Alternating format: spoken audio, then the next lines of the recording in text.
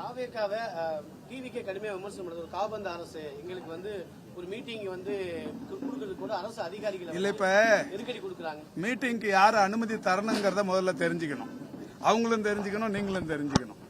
இப்ப தேர்தல் இல்ல கோட் ஆஃப் கான்டக்ட் அவரும் தெரிஞ்சுக்கணும். கோட் ஆஃப் கான்டக்ட் அப்ளிகபிள் ஆனதுக்கு அப்புறமா எந்த நிகழ்ச்சியா இருந்தாலும் ஒரு 48 மணி நேரத்துக்கு முன்னாடி ஸ்வேதாங்கிற ஒரு ஆப் வந்து கொடுத்துருக்காங்க அரசியல் கட்சிகளுக்கு.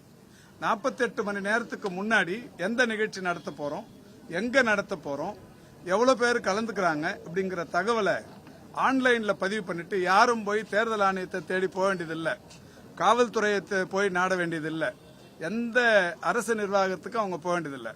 இந்த ஸ்வேதா அமைப்புல வந்து பதிவு பண்ணிட்டாங்கன்னா 48 மணி நேரத்தில் அவங்களுக்கு அனுமதி தானாவே கிடைச்சிரும். இப்படி இருக்கும்போது இதுக்கும் அரசுக்கும் என்ன சம்பந்தம் இருக்கு? இது அவர் தான் சொல்றாருன்னா நம்மளும் கேட்டுக்கலாமா? நான் திரும்ப அதே பதில் தான். பணிமனை அமைப்பது, பணிமனைக்கான அந்த அங்கீகாரத்தை பெறுவது, கூட்டங்கள் நடத்த அனுமதி பெறுவது, பொதுக்கூட்டங்களா இருந்தாலும் சரி, தெருமுனை கூட்டங்கள் நடத்துவதா இருந்தாலும் சரி, அல்லது தேர்தல் பிரச்சாரத்திற்கு வேட்பாளர் இத்தனை மணிலிருந்து இத்தனை மணி வரைக்கும் வராருங்கிறத அந்த தகவலா இருந்தாலும் சரி, எந்த விஷயமா இருந்தாலும் அனுமதி தரதுங்கிறது தேர்தல் ஆணையம் மட்டும்தான்.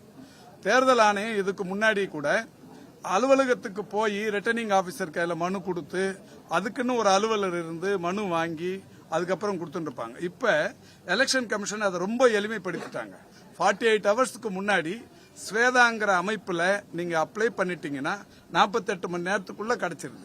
48 மணி நேரத்திற்கு உள்ள, அதாவது 20 மணி நேரத்துல 18 மணி நேரத்துல கொடுக்கற எந்த அனுமதி கேட்டு கொடுக்கற கடிதமும் ரிஜெக்ட் பண்ணிடுறாங்க.